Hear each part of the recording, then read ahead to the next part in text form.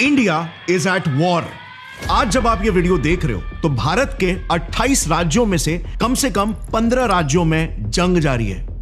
8 security forces personnel were killed by Maoists in the jungle area of Kutru in Chhattisgarh. 15 अगस्त 2024 जब पूरा Bharat 77th independence day के celebration में busy था, तब हमारे ही देश का एक राज्य अपने 78th इंडिपेंडेंस डे का जश्न मना रहा था।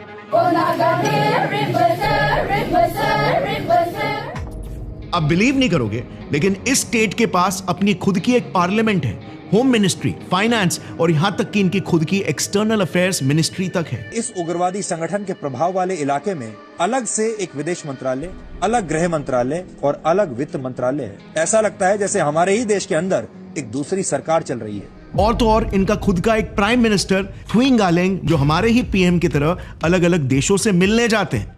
मतलब ये लिटरली इंडिया के ही अंदर अपना खुद का एक अलग देश बना के उसे चला भी रहे। मैप में ये हाईलाइटेड एरिया दिख रहा है, इसे इंडिया का रेड कॉरिडोर कहा जाता है, क्योंकि इन 9 राज्यों के कई इलाकों में आज तक इंडियन गवर्नमेंट नहीं बल्कि विश्व का चौथा सबसे खतरनाक आतंकवादी संगठन राज करता है, इंडियन नक्सल्स।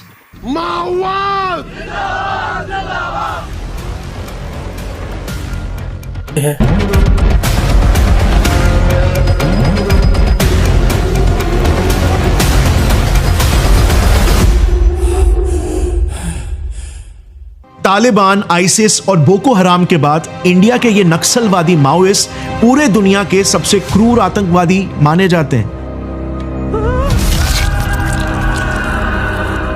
क्योंकि इनकी 20,000 सैनिकों की एक विशाल सी सेना है जो अपने मकसद को अंजाम देने के लिए किसी भी हद तक जा सकते हैं। मकसद हिंदुस्तान से लोकतंत्र, डेमोक्रेसी को हटाकर इंडिया को नॉर्थ कोरिया के जैसे एक हार्डकोर कम्युनिस्ट देश बनाना। इंडिया के इसी रेड कॉरिडोर में हजारों ऐसे गांव हैं जो कंप्लीटली नक्सलाइट इन्फेस्टेड है, और इनकी पूरी दुनिया ही हमसे इतनी अलग है कि आपको विश्वास नहीं होगा कि ये गांव वाकई में इंडिया के है। गवर्नमेंट ऑफिशियल्स, इंडियन आर्मी और यहां तक कि उन गांवों के लोकल लोगों में अपना खौफ फैलाने के लिए ये नक्सलवादी लोग एक्सट्रीमली इनह्यूमेन तरीकों का इस्तेमाल करते हैं, जैसे अपने दुश्मनों को जिंदा जला देना, पब्लिकली उनका सिर काट देना और उसे रिकॉर्ड करना, लोगों को भीड़ के सामने 3rd डिग्री टॉर्चर देकर उन्हें तड़पा तड़पा कर मारना, और सबसे खौफनाक, मर्डर करने के बाद उनकी लाशों को गांव के चौराहों में, पुलिस स्टेशंस के बाहर या फिर यूं ही पेड़ों पर लटका देना, ताकि पूरे इलाके में इन कॉमरेड्स की दहशत फैल जाए और कोई फिर इनके राज को दोबारा से चुनौती देने के बारे में सोचे तक नहीं। इन नक्सलियों के नियम कायदे भी बहुत ही क्रूर होते हैं। हर गांव में हर एक परिवार को एक बच्चा नक्सलवाद को कुर्बान करना होता है। वो जबरदस्ती उसे बचपन में ही अपने बेरहम दुनिया से वाकिफ कराते हैं, ताकि बड़ा होने के बाद वो बच्चा दूसरों पर तो छोड़ो, अपने ही खुद के परिवार पर भी जुल्म करने से कतराए नहीं। This innocent Rajveer Kherwar, surrounded by security personnel, is one among those who were forcibly abducted by the Naxals and thrown in to join the Naxal ranks. जाहिर है भारत के संविधान, कायदे, कानून कुछ भी नहीं मानते ये लोग। इनके खुद के अपने जन अदालत होते हैं, यानी कि पीपल्स कोर्ट, जहां पर ये कानून को बनाने से लेकर सजा सुनाकर पब्लिकली एग्जीक्यूट करने तक सारा का सारा काम भारी जनता के सामने ही करते हैं। माओवादियों की कार्यशैली, उनका अपना संविधान, उनका अपना कानून है। माओवादी जब भी किसी का अपहरण करते हैं तो उसे जन अदालत में सजा दी जाती है। इनके गांवों में इनकी खुद की अपनी एक पैरेलल गवर्नमेंट चलती है, जिसमें इनका नेशनल फ्लैग, नेशनल सॉन्ग और यहां तक कि नेशनल डे, सब कुछ हमारे देश से एकदम अलग पैरेलली बनाया जाता है।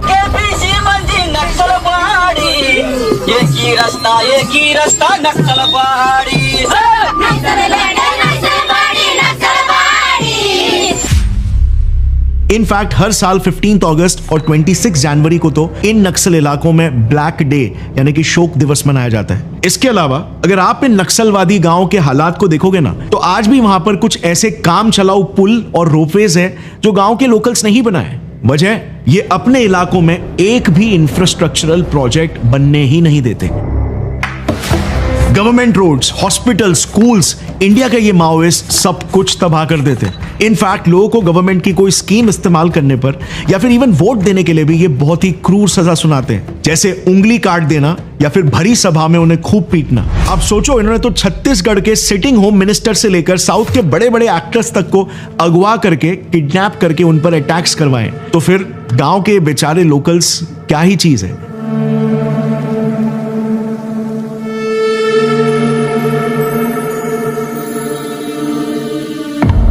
इसके अलावा नक्सल्स अपने इलाकों में अपनी खुद की ही एक अलग इकोनॉमी भी चलाते हैं। इन्होंने बकायदा टैक्स स्लैब्स बना के रखा हुआ है, जिसमें लोगों को गाड़ी या बाइक से लेकर घर खरीदना हुआ या फिर अपना कोई भी बिजनेस करना हुआ, सबके लिए इन माओइस्ट को टैक्स भरना पड़ता है, जिस वजह से ऑफिशियल रिकॉर्ड्स के हिसाब से इनकी एनुअल इनकम करीब 100 करोड़ रुपए तक पहुंच जाती है। इसके अलावा ये गांव के मासूम किसानों से जबरदस्ती अफीम जैसे हार्ड ड्रग्स की भी खेती करवाते हैं, जिससे वो सालाना 70 करोड़ रुपए कमाते हैं। Now definitely Indian government in पर कंट्रोल करने की पूरी कोशिश कर रही है, पर इसके बावजूद भारत के 38 जिलों में आज भी इनका ही राज है। ये नक्सल्स तो ओपनली कह चुके हैं कि उनका मकसद है 2050 तक पूरे देश की सरकार को गिराकर इंडिया को एक कम्युनिस्ट देश बनाना।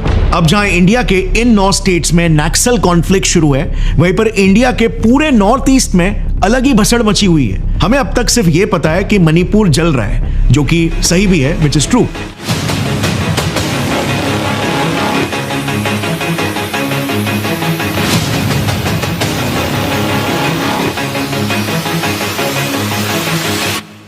लेकिन मणिपुर के अलावा भी नॉर्थ ईस्ट में एक ऐसा स्टेट है जो इंडिया में होकर भी अपने आप को इंडिया से आजाद बताता है। We are proud to be descendants of such a warrior race and I refuse to acknowledge myself as an Indian citizen. साल 1946 नॉर्थ ईस्ट में देश की सबसे पहली सेपरेटिस्ट रेबेलियन की शुरुआत हुई थी। कश्मीर से नहीं बल्कि नागालैंड से।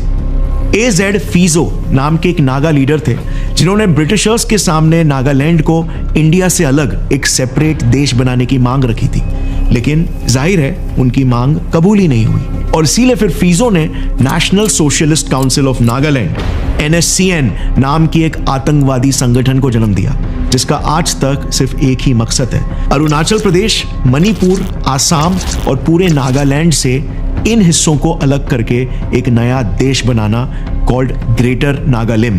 एंड गेस व्हाट, ये हमारे देश से एक डिस्ट्रिक्ट को आजाद कर भी चुके हैं, हिब्रोन। जैसे मैंने आपको वीडियो की शुरुआत में बताया था, ये जिला इंडिया के अंदर एक फुल्ली फंक्शनल ऑटोनोमस कंट्री है, जिसका ऑफिशियल स्लोगन है नागालैंड फॉर क्राइस्ट।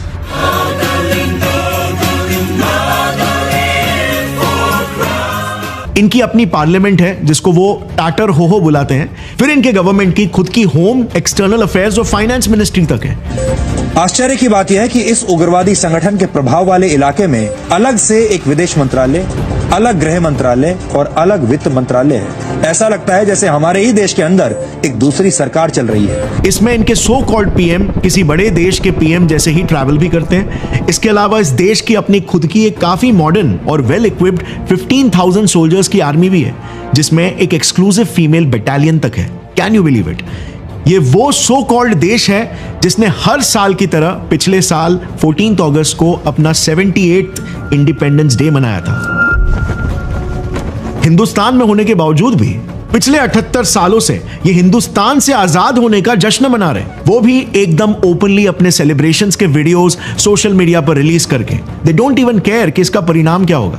इनफैक्ट बाकी रिबेल्स की तरह ये लोग इंडियन आर्मी से डर के भागते भी नहीं है। उल्टा अगर इंडियन आर्मी उनके द्वारा कंट्रोल्ड इलाकों में घुसने की कोशिश करे तो ये लोग उन पर भी हमला कर देते हैं। एंड सरप्राइजिंगली हमारी इंडियन आर्मी भी उनसे शांति से बात करती है। ओके, देखो कितना अच्छा लग रहा है, सिंपली बात हो रहा है। ऐसा बात करने से कितना अच्छा होना था। फिंगर दिखा के मेजर साहब को बोल रहा है, वो हाई कमान का अथॉरिटी से बोल रहा है हम लोग। ओके। फिर अब नागालैंड के दक्षिण की ओर मणिपुर की क्या स्थिति है, ये तो हम सब जानते ही हैं। पिछले 2 सालों से मणिपुर में कुकीज और मैतीज के बीच में एक इंटेंस वॉर चालू है, जिसका आज तक कोई समाधान निकलकर नहीं आ पाया।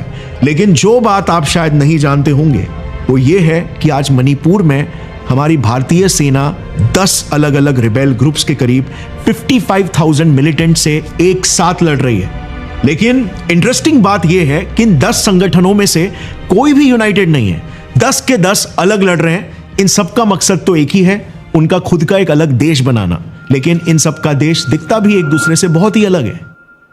मतलब यार जरा सोचो, गलती से इन्होंने मणिपुर को अलग कर भी लिया तो ये लोग एक स्टेट के कितने टुकड़े करेंगे।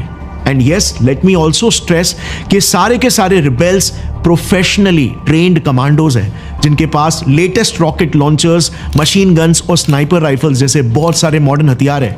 इनफैक्ट इन्होंने तो स्टारलिंक जैसी एक एडवांस कम्युनिकेशन टेक्नोलॉजी तक हासिल कर ली है जो अब तक इंडिया में ऑफिशियली रिलीज भी नहीं हुई है। इसके पीछे जाहिर सी बात है, रीजन यही है कि हम सब जानते हैं कि इन रिबेल ग्रुप्स को फॉरेन से हैवी फंडिंग्स आते हैं। बट मणिपुर के अलावा असम का भी सेम ही हाल है। वहां पर गवर्नमेंट रिपोर्ट्स के हिसाब से मेजरली 3 रिबेल ग्रुप्स ने इंसर्जेंसीज फैलाई रखी है जिनका मकसद असम को इंडिया से अलग करके एक नया देश बनाना है। रही बात अरुणाचल प्रदेश की, तो वहां पर तो फिलहाल कोई मेजर सेपरेटिस्ट मूवमेंट नहीं है, लेकिन ये स्टेट नागालिम यानी नागास के फैलाए इंसर्जेंसीज का शिकार होते रहता है। ओवरऑल देखें तो गवर्नमेंट डेटा के हिसाब से 40% असम, 60% मणिपुर, 10% अरुणाचल प्रदेश और 50% नागालैंड मिलिटेंसी इन्फेस्टेड रीजन्स है। लेकिन इन सब में नुकसान हो रहा है सिर्फ और सिर्फ वहां की आम जनता का। These are the people who have been surviving for a year inside Manipur's relief camp.